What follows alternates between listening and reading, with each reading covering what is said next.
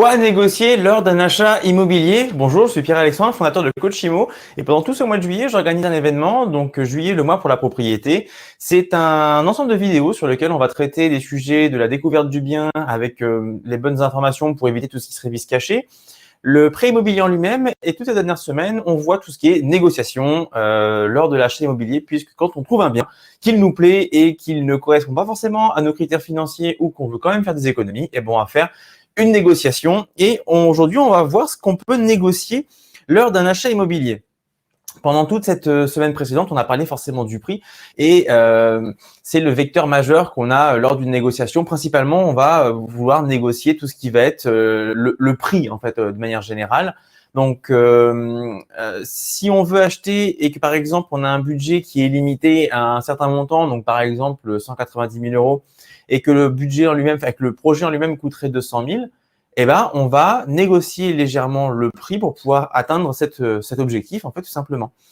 Donc ça, c'est un objectif de prix, mais ce n'est pas la seule chose qu'on peut négocier. On peut négocier plein de choses lors d'une acquisition. Donc, ça s'adresse à vous si vous voulez faire une acquisition pour une résidence principale ou secondaire, ou également si vous voulez faire une résidence locative, si vous voulez faire un investissement. Donc, vous avez des choses à négocier. Principalement, ce sera le prix. Le plus gros levier, ce sera le prix. Vous allez avoir après tout ce qui est les frais qui sont liés à l'acquisition que vous pouvez en partie négocier. Ça va être par exemple les frais d'agence. Si par exemple vous faites une négociation à un certain prix, je vous donne un exemple, vous achetez une maison ou un appartement à 190 000 euros et qu'il y a à peu près, 15 000 euros de frais d'agence, que vous faites une baisse de prix de l'ordre de 20 000 euros, donc ça veut dire que vous faites une proposition à 170 qui n'est pas acceptée, mais elle serait acceptée par exemple à 175, et ben vous pouvez demander au vendeur et à l'agence immobilière de faire un effort sur les honoraires de l'agence et sur le montant net vendeur du vendeur pour avoir un compromis.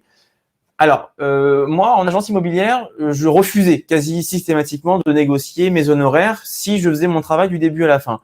Par exemple, si c'était le vendeur qui trouvait potentiellement un acheteur ou qui a eu un premier contact et que c'était moi qui reprenais la main, effectivement, là, je pouvais négocier mes honoraires. Mais de manière générale, je n'acceptais pas.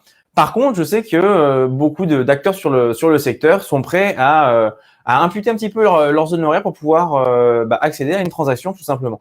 Donc, ça peut être un biais pour pouvoir faire des économies.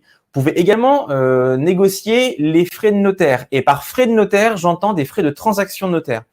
Parce que je vous invite vraiment pas à aller négocier la marge du notaire de la signature, parce que là, vous allez vraiment vous tirer une balle dans le pied avec le notaire. Je vous conseille vraiment pas de le faire, puisque le notaire, il est là pour vous représenter. Et même si vous voulez négocier les frais de notaire qui seraient liés à un notaire de la partie adverse, déjà, vous avez fait quelque chose, vous avez qu'un seul notaire, c'est-à-dire celle de la partie adverse, et ça, c'est pas un conseil du tout. Il faut avoir votre propre notaire et le notaire de la partie adverse. Ça, c'est un premier conseil. Je reviens sur ce que je disais sur les vidéos précédentes. Quand on a un match de foot, on a l'attaquant, on a le milieu et on a les défenseurs et on a le gardien. Et ben c'est pareil lors d'un achat immobilier. Hein. Vous allez avoir votre banquier, service financier ou courtage. Vous allez avoir votre notaire, l'agent immobilier et des experts ou des artisans pour les travaux. Donc ça, c'est votre équipe. Donc voilà, donc négocier les frais de notaire en eux-mêmes, je trouve que c'est pas une bonne idée parce que vous allez vous mettre le notaire à dos, vous allez avoir des mauvaises, vous allez quand même mal commencer un petit peu le parcours. Par contre, vous allez avoir les frais de transaction du notaire. Si par exemple vous passez par une agence immobilière, vous avez les frais d'agence. Si vous êtes passé par un notaire, un négociateur de notaire, vous allez avoir des honoraires notaires qui sont liés à ça. Alors elles sont moins élevées que ceux de l'agence, quoique ça a tendance un peu à se resserrer pour le coup, mais ces frais-là sont négociables également. Ça, ce sont les grands frais que vous allez pouvoir négocier. Vous allez pouvoir négocier autre chose. Quand on rachète, par exemple, une maison et que vous passez d'un appartement à une maison, vous n'avez pas forcément le matériel nécessaire pour pouvoir entretenir la maison, vous pouvez les négocier. Vous pouvez dire que lors de l'acquisition immobilière, vous allez demander à ce que, par exemple, le tracteur tondeur reste avec la maison. Donc, moi, il n'y a pas si longtemps que ça, j'ai fait une transaction où, effectivement, on a demandé à ce que le tracteur tondeur reste dans la propriété et que ça soit marqué dans l'acte que en avantage d'objet, il y aura ça. Petit bémol important, il faut savoir que quand on fait une demande de négociation sur des objets, sur du mobilier, donc tout ce qui est mobilier est à défaut de l'immeuble, ça bouge pas, c'est fixe.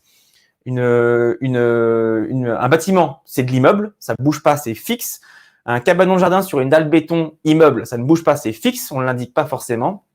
Tout ce qui va être, par exemple, du meuble, hein, donc si vous voulez négocier le canapé, la télé, plein de choses comme ça, tout ça, ça se négocie, vous pouvez demander à le garder. Il faut savoir que ça, c'est du meuble et que ce n'est pas forcément financé par la banque, c'est-à-dire que vous allez devoir le financer par vos propres moyens. Si vous avez de l'apport, ça ne pose pas de souci. Si vous n'avez pas d'apport, il faut l'intégrer. Donc, il faut bien penser à ça. Donc voilà. Également, une fois, on a négocié les poissons dans le bassin. Il y avait un bassin arboré qui était vraiment très joli pour le coup, et il y avait des carpe-koi à l'intérieur, et on a négocié le fait de garder les carpe-koi dans le bassin. Donc ça rentre également en liste de compte. Il faut savoir que si vous achetez du mobilier, des choses comme ça, il y a une vétusté qui s'applique, donc vous n'êtes pas forcément obligé de l'acheter au prix fort. Donc même si ça vous demande un apport nécessaire, ça ne demandera pas un apport énorme, hein. Par exemple, le tracteur tondeur, on lui avait donné une valorisation à 400 €. Enfin, à 400 €, vous en trouvez à peine d'occasion à ce prix-là, hein. Donc ça, ce sont des choses qu'on peut négocier. Vous allez pouvoir négocier forcément les conditions qui sont liées à l'acquisition. Donc, vous allez avoir une maison qui est parfaitement viable en état, mais vous voulez l'agrandir. Vous allez pouvoir dire oui, mais moi, je veux un agrandissement. Donc, dans la demande de prêt, je vais rajouter forcément une condition substantielle d'obtention de permis de construire. Voilà. Ça, le vendeur, vous pouvez lui demander. Donc, c'est tout un tas de choses qu'on peut faire en fin de compte et qu'on peut négocier. Donc, penser que la négociation se joue uniquement sur le prix, c'est faux. Mais globalement, la négociation sur le prix représente quand même 80 à 90% du temps sur la négociation. Mais pensez que vous pouvez négocier autre chose. S'il vous manque des choses et que le vendeur les a et qu'il n'en aura pas forcément l'utilité par la suite, vous pouvez le négocier. Ça, ce sont les informations importantes. Également, si vous voulez avoir d'autres informations importantes sur la négociation, je vous invite à vous inscrire simplement sur le lien qui est indiqué en description pour pouvoir participer à la conférence de samedi afin qu'on puisse du coup faire un point. Ça dure 45 minutes pour le coup, ça va être assez rapide. Mais vous pourrez poser vos questions et vous y aurez également vos réponses. Donc, je vous invite à vous inscrire. Il y a un nombre limité de places par le logiciel. Donc, inscrivez-vous dès que vous le pouvez pour le coup. Et sinon, je vous invite simplement à liker cette page afin de pouvoir pouvoir obtenir encore d'autres informations qui pourraient vous servir par la suite. Très bonne journée, à demain.